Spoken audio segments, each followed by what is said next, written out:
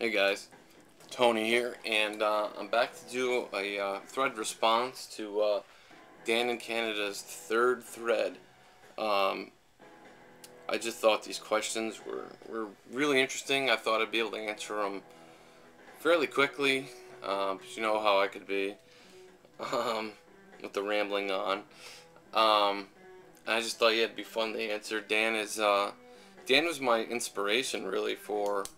He kind of kicked the whole thing off for me, not as far as record collecting, but as far as joining this community and checking out other bands, and it's just kind of gone on from there. I mean, as you guys know, um, just about everybody on in the community has inspired me to some extent. Um, but Dan, he's definitely a big one. Um, as I've said it before, um, I stumbled just on YouTube, stumbled across Dan's Neil Young vinyl collection and was just thoroughly impressed. I think I've said this too. Like, he started showing, all the stuff he got in through the '70s and the '80s, and then he started getting into the '90s, and I was like, well, he has this, but come on, he doesn't have that, and he'd show that, and he just kept going, and I was just like, oh my god. I was thoroughly impressed. It was like that was my collection. And I was just about at the point there of finishing that collection. I was dead set of having a complete Neil Young collection, and yeah, and I was just like, really impressed. And at the time too, I was in a rut as far as listening to music. Like, I love Neil Young. I'll always love Neil Young. I think he'll always be, my absolute favorite. But I mean, can you listen to Neil Young all the time? I mean, can you listen to the same bands I was listening to? I mean, I wasn't just listening to Neil Young, but you know, the Neil Youngs, Bob Dylan's, the Led Zeppelins, the Police, Steely Dan. I mean, I had a pretty large list of bands that I used to listen to.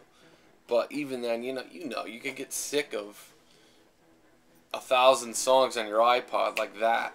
So I was really in a rut and just wasn't discovering any new bands at all. So I figured, this kid loves Neil Young that much, and he certainly understands, my feeling about the man's music. Um, there must be something to these other bands that he, really loves. So, he really inspired me to check out more stuff, and I've said it to him many times. Like, I so appreciate that, and so yeah, I guess I'm done rambling here on that.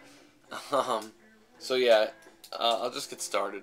So the first question is, do you consider yourself a collector or an audiophile?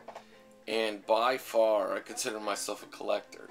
Um, there's just something I think some people would consider pretty damn dorky, but I think there's something romantic about having a large collection of records. Um, as far as getting into records, like, yeah, you know what? When I got into records at first, I did feel, and I do feel, they sound better. I still do. There's just something more alive about putting on a record and the music there, especially a good record. Well done, well produced, and everything. There just is. I still believe that records sound better. But am I into the equipment? Am I into the things to make the record sound as best as it possibly can? No, I'm more interested in amassing what I consider to be a respectable collection, and that's a slippery slope there too. I mean, I have this idea in my head of how I want my collection to look, and obviously that's got to be something that's always kind of morphing because I'm constantly getting into new artists now, and so, but I still have this this kind of screwy idea of how I want my collection to look, how I want it to be, and I couldn't even describe that to you, but I'm going for it. I'm really trying, and when you start thinking like that too, it's like, you know, it's like that could be dangerous because you want to get to that point as fast as you can, and you start spending a ton of money and things like that.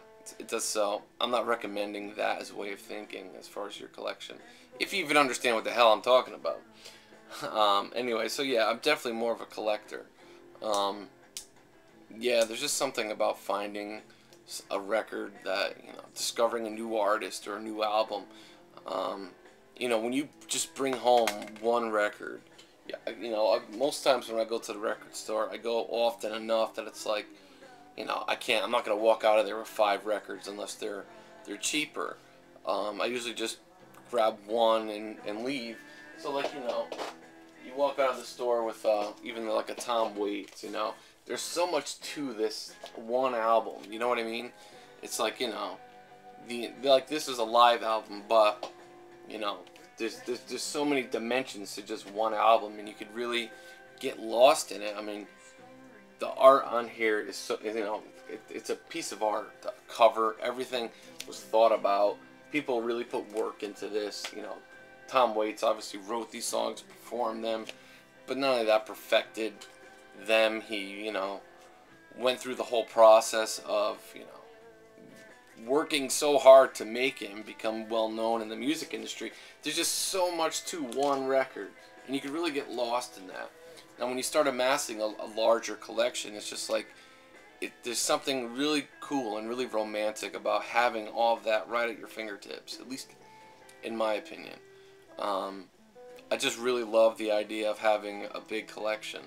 I mean, I don't need a 10,000 record collection, but this idea in my head of what I want my collection to be.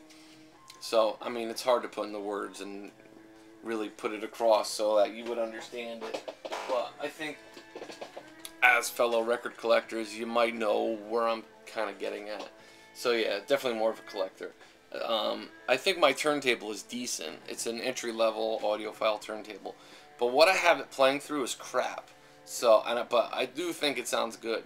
An audiophile would look at what I'm using and think it's fucking garbage. But I like it. It suits my purposes right now. I think it sounds really, really good. And, but am I into dropping thousands of dollars into getting that one record, a record to sound its absolute best? Not really. I mean, my thought was always, how can, when you look through, like the Acoustic Sounds catalog, how does the $20,000 turntable, how much better does that sound compared to the $5,000 turntable? I just have a hard time grasping that.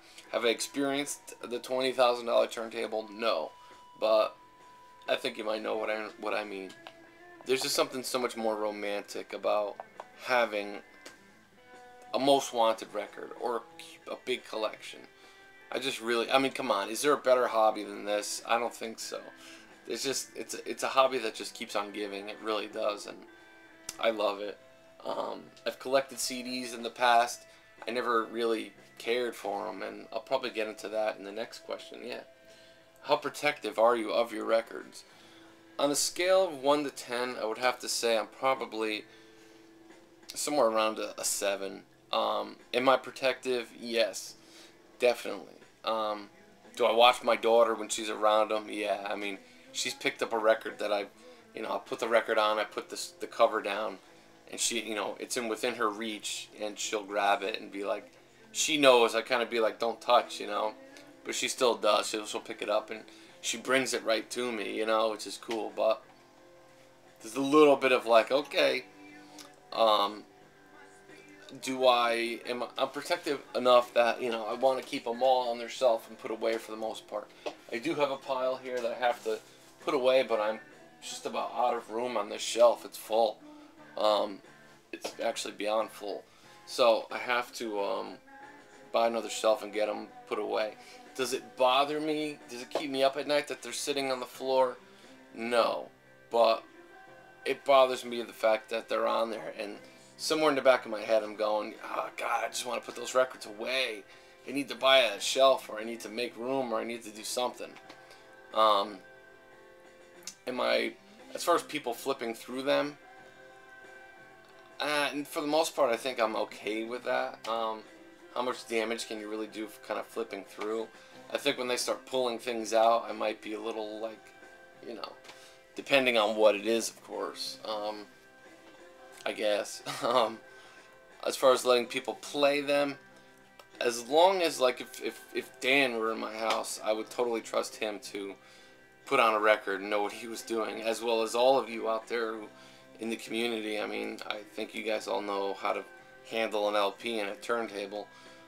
My wife, who very rarely will put on a record, I do trust her because I've taught her how to do it. I mean, she knew how to handle a record, but I taught her how to use the the carbon fiber brush to clean it first. She does that.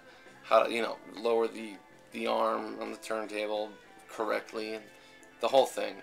Do I put them away after I listen to them? Yes. I put them back in the sleeve. A friend of mine the kid that got me into collecting, incidentally, is horrible about his collection. He's a musician, and I think he's kind of always just kind of, inadvertently taken this punk rock attitude toward the whole thing. He buys dollar records, and they're beat up, and his turntable probably has a ceramic cartridge on it, and he double stacks the records on the platter. He puts the wrong records in the wrong sleeve and just doesn't care. And maybe that's a healthier way to think, but I don't know. I'm not quite sure about that statement either. But I couldn't be like that. When I started, I didn't know what I was doing, but I still wasn't doing that.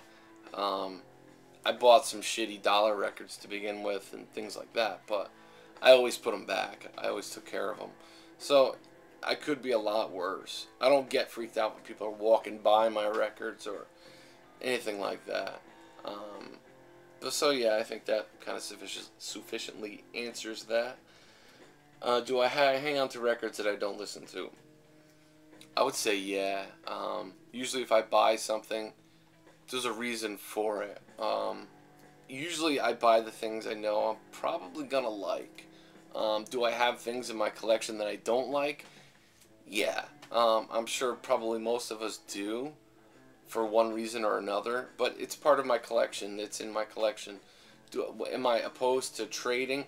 I was actually just talking to somebody in the community about trading, and I'm not big on it right now because it's like there's not much I want to part with. Everything I buy, I usually buy it for a reason. Either it's something I love or just wanted it in my collection, and I know there are probably things now that I don't necessarily get. But I think at some point I will in the future. Or I'll buy a record and be like, I may not even get around to listening to it or listening to it once and not sure what to make of it, but I'll put it back on the shelf.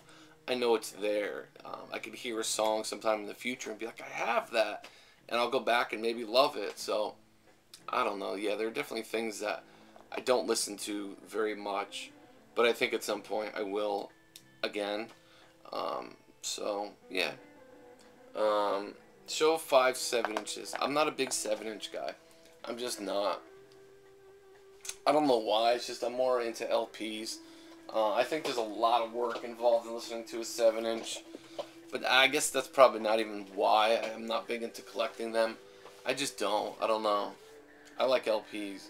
I only have about 40 7-inches. They're all right here.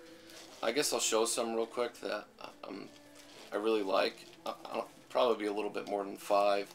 Of course, Derek's 7-inch. I'm really happy to have. It's just cool to. I have a couple records by people that I know, but I love having those too. It's just a cool example. I'll always think about this period of my life. I'll always think of Derek having that. Real quick.